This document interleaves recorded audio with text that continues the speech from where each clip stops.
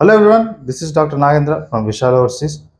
ఇప్పుడు రష్యాలో type of universities చాలామంది సెంట్రల్ గవర్నమెంట్ మన ఇండియా లెవెల్లో ఎయిమ్స్ లెవెల్లో ఉంటుంది. ఇది స్టేట్ యూనివర్సిటీ, స్టేట్ మెడికల్, వీటికి తేడా తెలియక చాలా ఇబ్బంది పడుతూ ఉంటారు. ఇప్పుడు నేను దాన్ని క్లారిఫై చేస్తాను.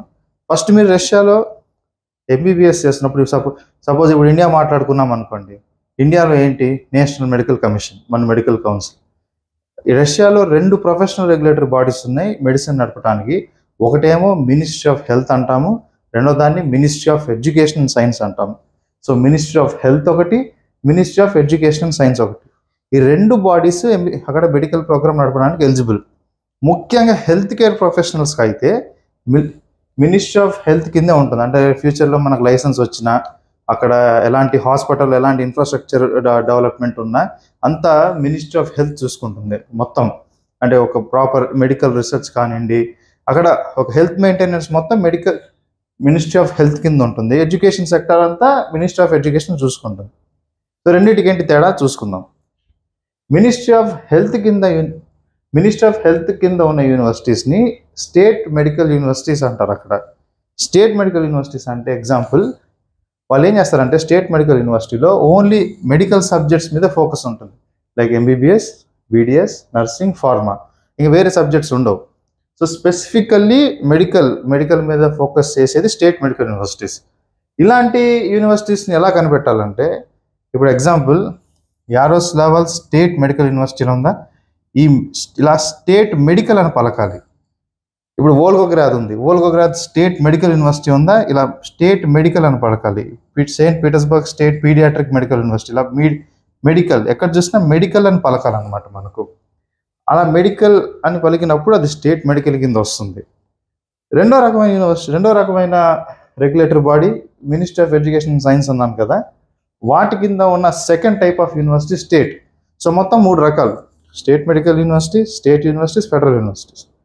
Second type of university state universities తీసుకుంటుంటే, ఈ స్టేట్ యూనివర్సిటీస్ ఎలా ఉంటాయంటే, మన ఇండియాలో లవ్లీ ప్రో యూనివర్సిటీ, మన ఇటు విజయవాడ సైడ్ కేఎల్యూ కానీ, విజ్ఞాన్ కానీ, గీతమ్స్ కానీ, అన్ని programmes, wide range of programmes focus చేస్తారన్నమాట. లైక్ మీకు ఎంబీఏ ఉంటుంది, బీఏ ఉంటుంది, బీటెక్ ఉంటుంది, అందులో ఎంబీబీఎస్ కూడా ఉంటుంది. కాకపోతే ఇందులో వచ్చేసరికి స్టేట్ మెడికల్ యూనివర్సిటీలో వచ్చేసరికి ఎంబీబీఎస్ అనేది ఒక university, medical university. State universities వచ్చేసరికి ఎంబీబీఎస్ అనేది అక్కడ మెడికల్ కాలేజ్ అనేది ఒక ఇన్స్టిట్యూట్ అని ఫ్యాకల్టీగా అని అంటారు. ఇలాంటి యూనివర్సిటీస్ని ఎలా కనిపెట్టాలంటే, ఇప్పుడు Ulyanovsk state university faculty of medicine అని ఉంటుంది. ఇప్పుడు దీనికి తేడా చూస్తే ఇక్కడ మెడికల్ లేదు. యూనివర్సిటీ తర్వాత కనుక faculty of medicine, institute of medicine వచ్చిందంటే అది స్టేట్ యూనివర్సిటీ కింద లెక్క. ముందు రావాలి ఏదైనా.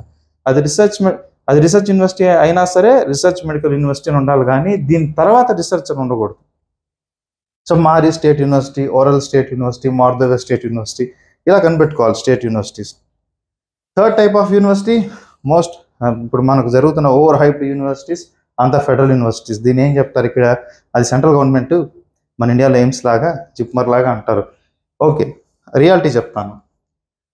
ఫెడరల్ యూనివర్సిటీస్కి వచ్చేసరికి ఏంటంటే జస్ట్ బడ్జెట్ ఒకటి సెంట్రల్ గవర్నమెంట్ నుంచి వస్తుంది.